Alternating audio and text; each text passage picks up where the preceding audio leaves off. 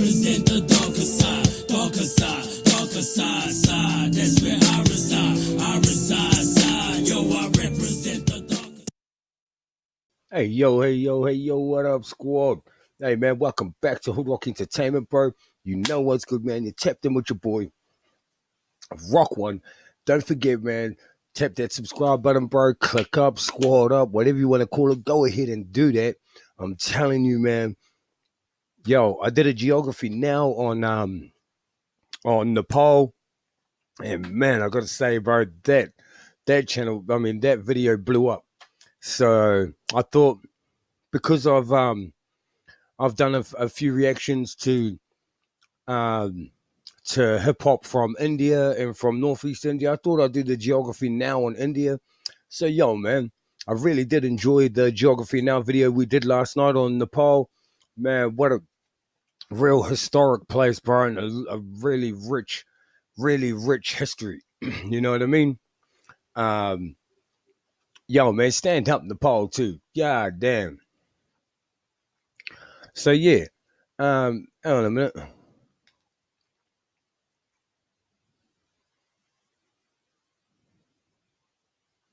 And hey, yeah, man, for real. I kind of thought there must be more. There must be more. So I went to their channel, and wow, bro, these guys here. I'm gonna leave a link to this channel too, because I really do dig their stuff.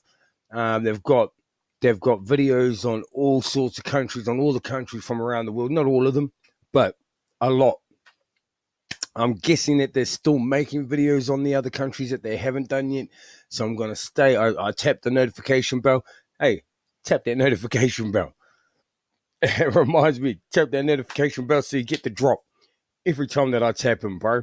I'm telling you, man. So, yo, this one here, India, stand up on my Indians, man. Like, I love y'all, man. You always got good comments for me, bro. There's never a bad comment that comes from any of my Indian hip hop videos or anything like that. So, yo, I love y'all, man. Let's get into this anyway. So, we have finally encroached upon the giant India. Some of you have been waiting a long time for this episode. I'm just going to say straight up. You all know India is incredibly complex and diverse. Even Indians have trouble understanding their own country. Obviously, I won't be able to scratch even the surface in this episode, but I'll try my best. No, I wouldn't have thought so. A lot of you Indian geography peeps have helped me along the way, so thank you. And without further ado, let's begin. It's time to learn geography now! Hey everybody, I'm your host Barbie. This place doesn't even need much of an introduction. Everybody has heard of India. It's big, it's loud, it's colorful, and most importantly, it has a plethora of confusing territorial anomalies that I just can't wait to cover. Here we go. There's an old saying, India is a place where everyone is in a hurry, but no one is ever on time. First of all, India is located in South Asia, right on the Indian and Arabian Seas and the Bay of Bengal, bordered by 6 other countries, so close to 7, but that land bridge between Sri Lanka got wiped away like 600 years ago by a cyclone. India is divided into 29 states and 7 union territories, with the capital New Delhi, which acts as its own administrative unit, located in the capital territory. Keep in mind, New Delhi is actually just the name of one of the districts in the capital territory, made up of 11. The largest union territories with the got wiped away like 600 years ago by a cyclone. India is divided into 29 states and 7 union territories, with the capital New Delhi, which acts as its own administrative unit, located in the capital territory. 7 union territories. I see. So they're counting the Northeast states as well. Great. Shout out all the Northeast states, man. Assam, Nagaland, Manipur, Mizoram, Arunachal. Yeah, man. Meghalaya. Yeah, bro. Shout out all of this, bro. Sikkim. You know what up, man. Sorry, I'm eating too. I just got home and it's dinner time. With the capital New Delhi, which acts as its own administrative unit, located in the capital territory. Keep in mind, New Delhi is actually just the name of one of the districts in the capital territory, made up of 11. The largest city, however, is actually Mumbai, with New Delhi, Bangalore or Bengaluru, and Hyderabad following after. However, the 4 busiest airports are Delhi Indira Gandhi International, Mumbai's Chhatrapati Shivaji International, Bengaluru's Kempe Gowda International, and Chennai International in the south. You know why I'm smiling. This is my favorite part of any episode we ever make. Territorial anomaly time. India is loaded I with like this guy, strange he's borders funny. and deliciously complex demarcation lines. First of all, what exactly is a union territory? In the simplest way I can put this, union territories are places that are too distinct to be incorporated into a state, but too small to have their own local governments. The first one, of course, is the Delhi National Capital Territory. That makes sense. That makes sense.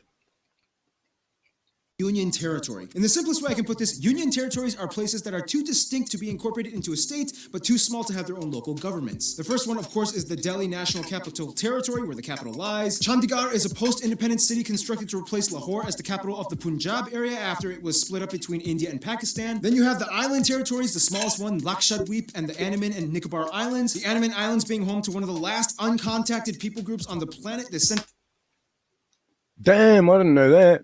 and Nicobar Islands. The Andaman Islands being home to one of the last uncontacted people groups on the planet, the Sentinelese tribe, whom have been hostile to visitors and are therefore left alone, as well as the Nicobar Islands, which actually used to be a short-lived colony of Denmark. Finally, the three remaining territories are former European colony towns and ports. Dadra and Nagar Haveli, Daman and Diu, which are separated by about 200 kilometers across the Gulf of Khambat, and the most confusing union territory, the French-speaking Puducherry, which is actually split up between four district cities across India: Karikal, Mahe, Yanaon, and Pondicherry. Pondicherry is strange because it has 11 enclaves within the Tamil Nadu state. Oh, and in this area, you can also find that experimental hippie-ish commune with a little bit of...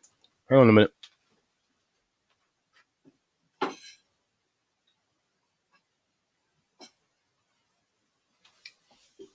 Man, I hope they touch on the Northeast. I hope they touch on the Northeast, man. Bit of controversy, look it up. And don't forget, here, the eastern Here we states, go. also known as the Seven Sisters, are connected by this incredibly narrow Shout out 27-kilometer Seven wide Sisters, pathway bro. known as the Siliguri Corridor. This pathway is like a crucial artery that completes the India puzzle. Or so you would think. Now let's discuss the juicy stuff. Now, in the China episode, I already talked about the disputed areas with India, such as Aksai Chin and Arunachal Pradesh. The latter pretty much just belonging to India as it's almost completely inhabited and operated by Indians. So let's move to the other disputes. Now, as of 2015, the Bangladesh episode... I like how he said that. A lot of people won't realize that the Northeast Indians are actually discriminated against by a lot of mainland Indians. Not all the mainland Indians. Don't get me wrong, bro. There's a lot of mainland Indians that have got mad love for the Northeasterners. But Northeast Indians are not really treated with the same respect as mainland Indians by the government. You know what I mean? So I like how he said, because a lot of people in the mainland don't even call the Northeast Indians Indians. So I like how he said that Arunachal Pradesh is inhabited by mostly Indians. If you get what I mean? If you're from the Northeast, you know what I'm saying. Excuse me. But you know what I'm saying if you're from the Northeast, yo.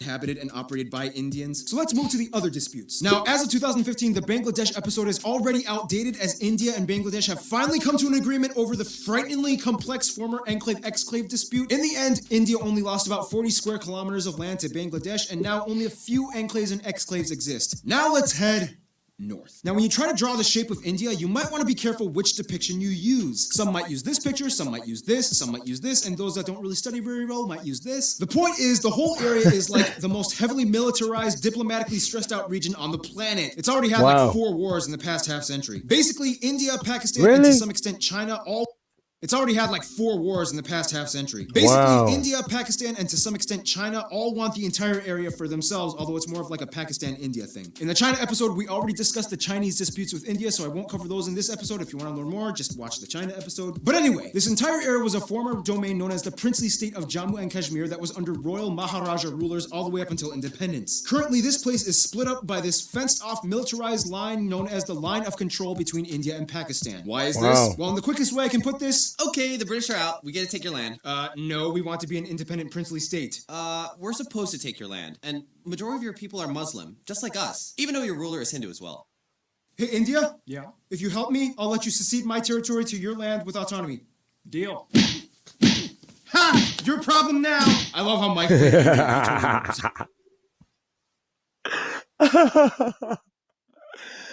Oh, these dudes are funny, bro. Oh, let's run that back. as the line of control between India and Pakistan. Why is this? Well, in the quickest way I can put this, Okay, the British are out. We get to take your land. no, we want to be an independent princely state. We're supposed to take your land, and majority of your people are Muslim, just like us. Even though your ruler is Hindu as well. Hey, India, if you help me, I'll let you secede my territory to your land with autonomy. Deal.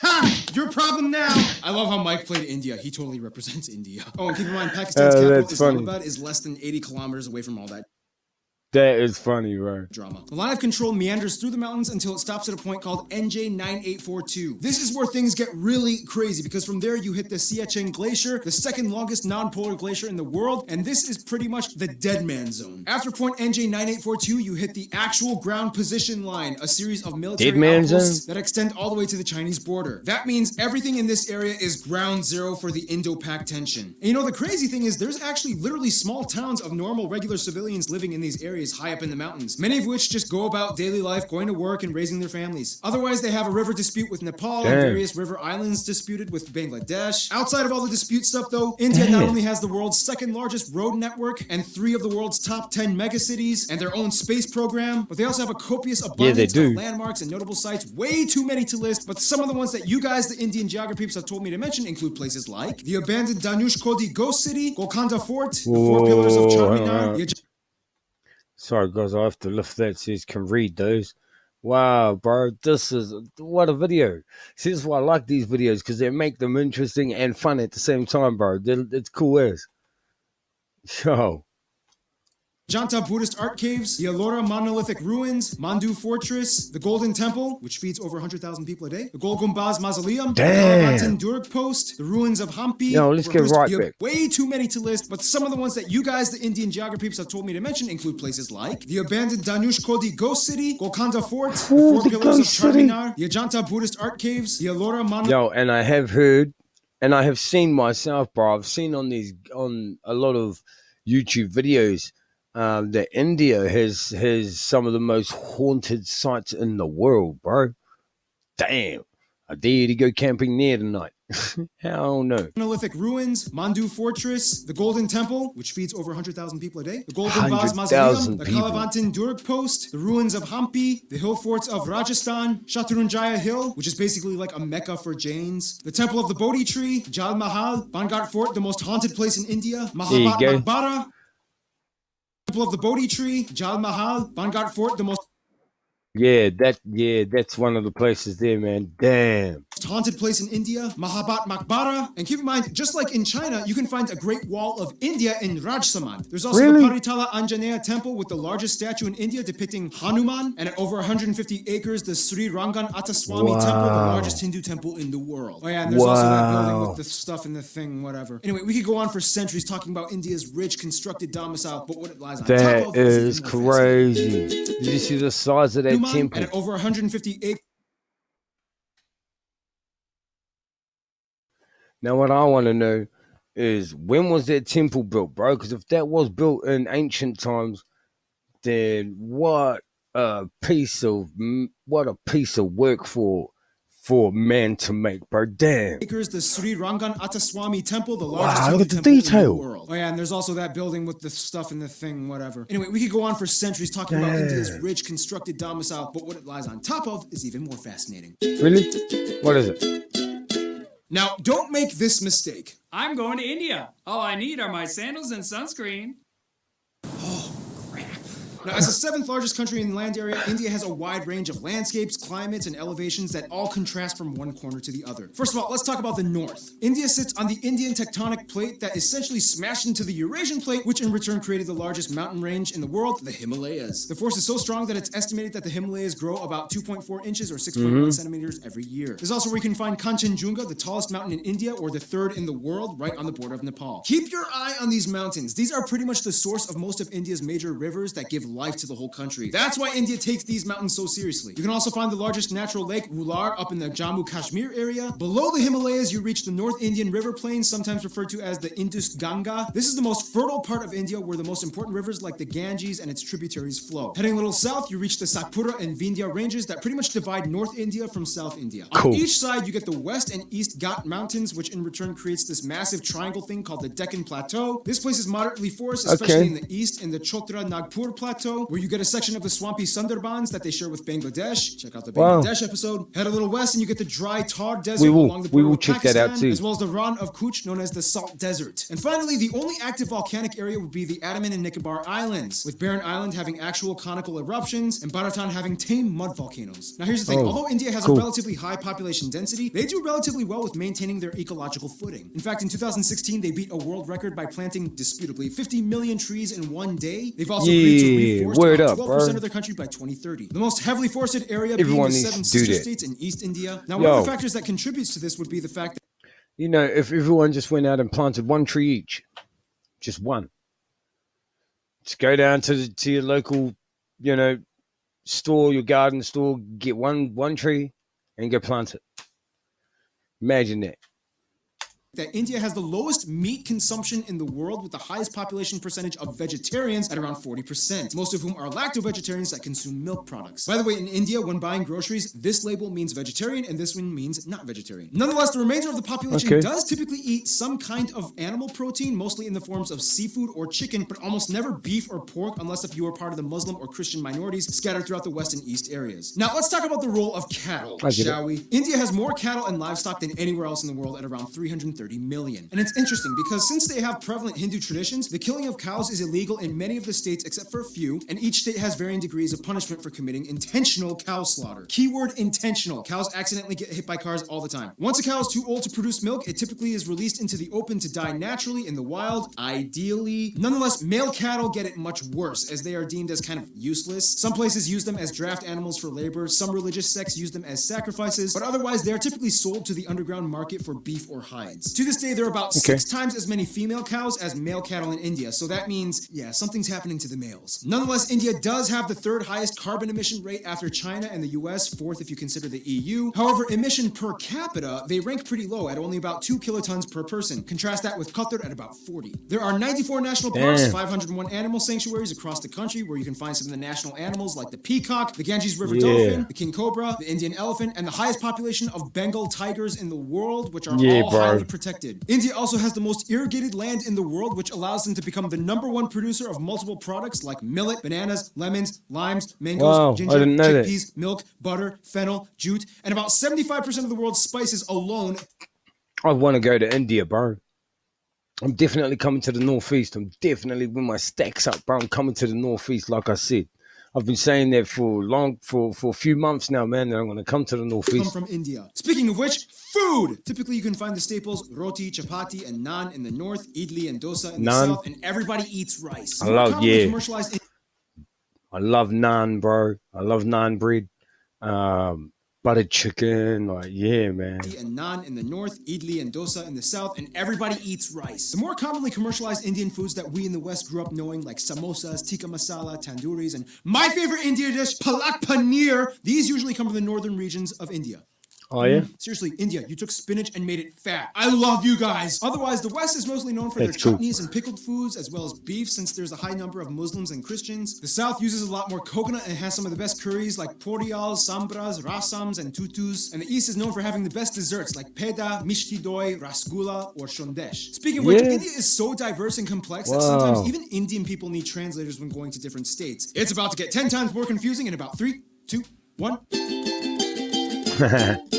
Shashti Tharoor once said, "In India, we celebrate the commonality of major differences. We are a land of belonging rather than blood." First of all, India has a population of about 1.3 billion people and is the 2nd most populous country in the world after China, with about 18% of the world's population. About 72% of the country is Indo-Aryan and a quarter are Dravidian, and the majority of the remainder are Mongoloid, Asian, and other people groups. They also use the Indian rupee as their currency. They use the type C, D, and M plug outlets, and they drive on the left side of the road. By the way, so do we. It's illegal for we these drive on the left side of the road in New Zealand too. Me a lot of them for fan mail for Fan Friday videos, so I don't want to go to jail.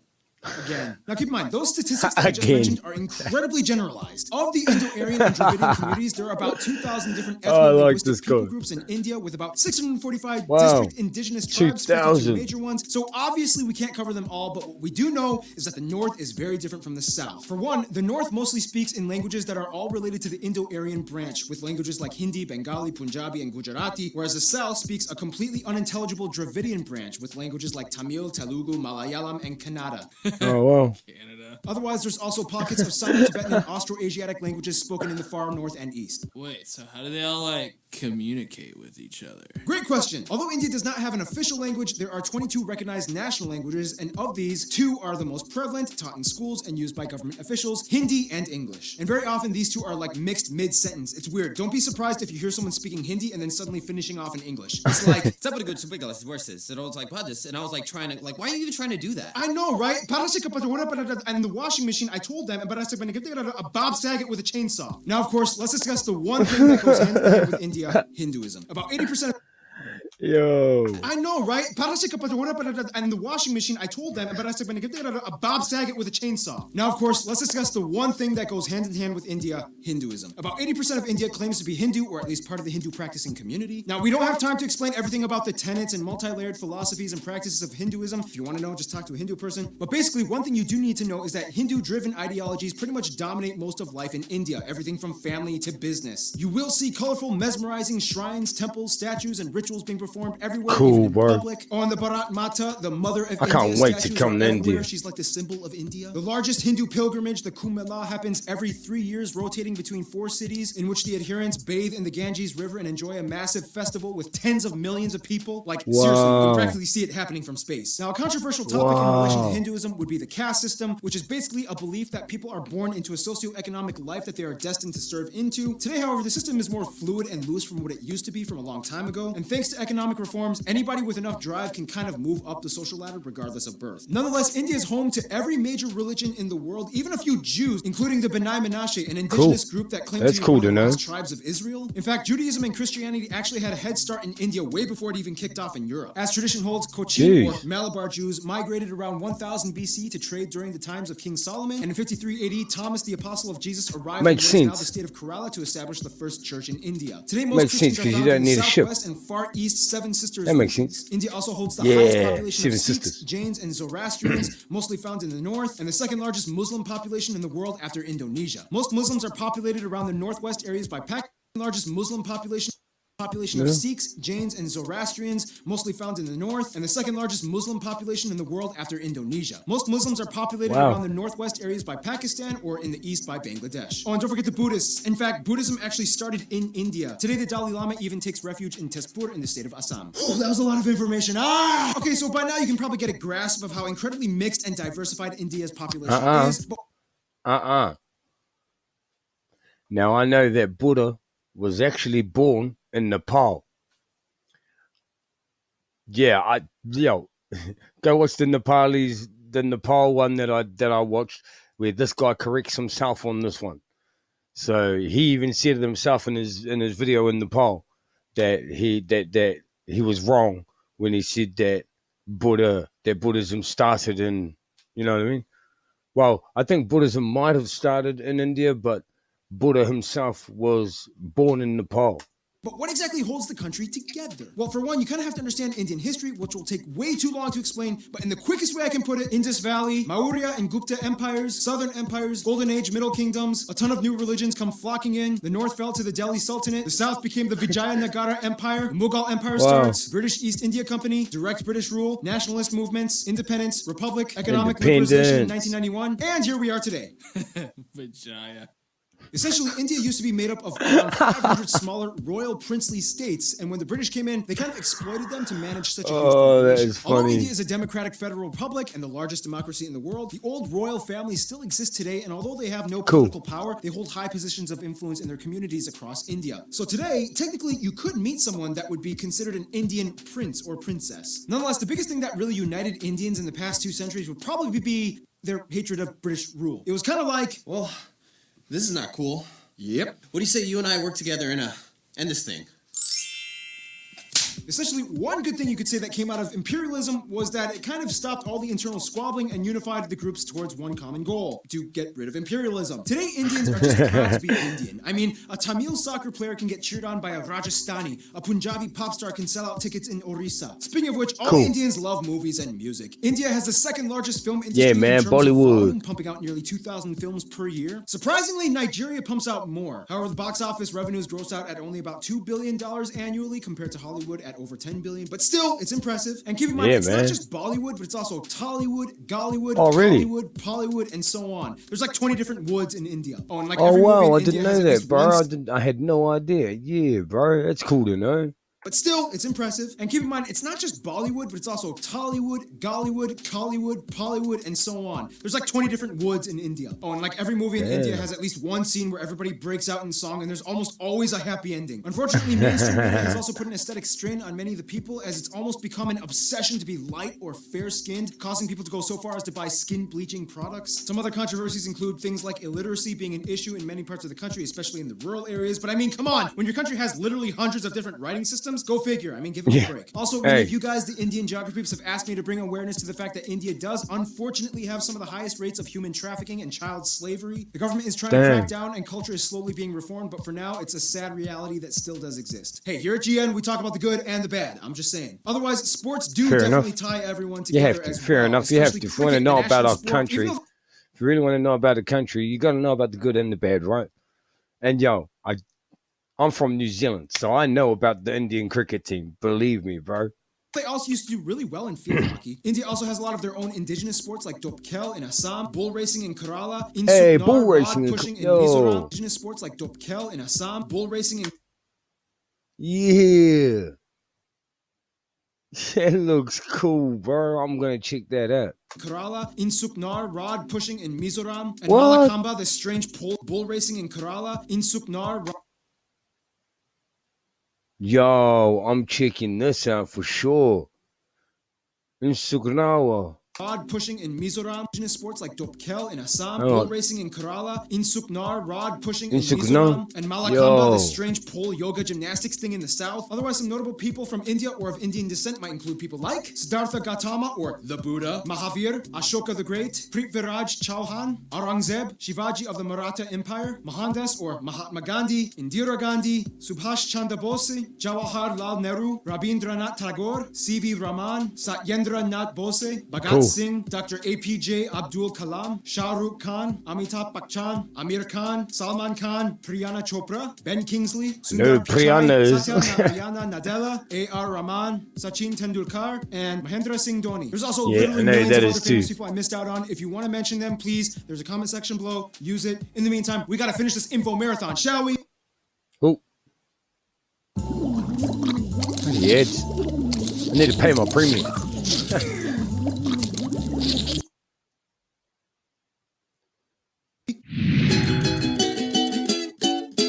Now, no surprise, India is huge and therefore has a huge international outreach when it comes to diplomacy to almost everyone, except their immediate neighbors. First of all, countries with large population percentages of Hindus and Indians like Fiji, Guyana, Suriname, Trinidad and Tobago, Mauritius, and Malaysia typically stay close to India's roster. Everyone, except their immediate neighbors. First of all, countries with large population percentages of Hindus and Indians like Fiji, Guyana, Suriname, Trinidad and Tobago, Mauritius, and Malaysia typically stay close to India's roster of go-to friends. They enjoy cordial relations with trade. Now, the UK may have left on a sour note, but they still have a lot of ties to their former colonizer in terms of business and tourism. India is still part of the Commonwealth, not Commonwealth realm, there's a difference, and the UK has over 1.5 million citizens of Indian descent. As mentioned in the China episode, China is kind of like India's I'm only here to do business with you and nothing else friend, as drama still hasn't subsided in regards to the territory conflicts. Now, when it comes to the US, things started kind of sour back in the 70s during the Indo-Pak War of 1971, when the US sided with Pakistan. I've been told to do a reaction on that. Relations have cooled off. Mostly, the US supports India's move towards democracy and is a key ally in the military conflicts in the Middle East. When it comes to their best friends, however, most of the Indians I talked to have said Russia and Bhutan. Russia because during the Indo-Pak Wars, Russia came in and supported them, and ever since then, each country has held a high position of respect for the other, especially as global superpowers. Bhutan and India India signed a okay. treaty of friendship almost immediately after independence. The two countries have shared interests and a currency-pegged system Cool. as well. Bhutan even supported the annexation of their cousins in the Sikkim state into India, as it gave a nice buffer of land from China's stake to their claim. In conclusion, you will not find Shout out anywhere Sikkim. else on Earth Shout like out India. Sikkim. Thousands and millions of people inhabiting a colorful, majestic, green, slightly gritty at times slab of Earth, blessed and cursed in so many ways, yet wonderfully harmonized, mostly in a unity unlike anywhere else. In the end, that's India. Stay tuned. Indonesia is coming up next. Yo. So, yo. Stay tuned. Indonesia is coming up next. So, yo. What do you think, man? I thought that was cool, man. I love India, bro. And I'm coming there one day with my stacks up. And I've said this for a while now, bro. So, yo, man. I love learning this culture stuff, bro. This is awesome, man. I didn't know that they did. Yo, and that place fed over 100,000 people a day. And I did know about the most haunted places in the world, bro, come from India. Like, I know that. For real, for real. But anyway, man, hey, shout out everybody who sent in the request for this. And, yo, man, I hope you enjoyed it. Thanks for all the support out there. Thanks for all the good comments that you fellas have been dropping me. I really do appreciate it, man. You know what I mean? Like, we've got a lot of Indians here in New Zealand. So, yo, man, I love my Indians, man. You know what I mean? I've had a few Indian friends. I still have a couple of good Indian friends. I've had a few from childhood that I don't really see anymore, as we've all moved on and moved to different places. But I'm telling you, man, every Indian I've met has been, yeah, man, humble and kind and yeah, bro. Real easygoing, real fun and funny. Like, yeah, bro, pretty cool. So, yo, mad love to everyone out there from Hood Rock Entertainment, from New Zealand. You know what's good, man. Tap that notification bell, too, before we tap out, man. Tap that notification bell. You know what up, man. Mad love. I'm out. Peace.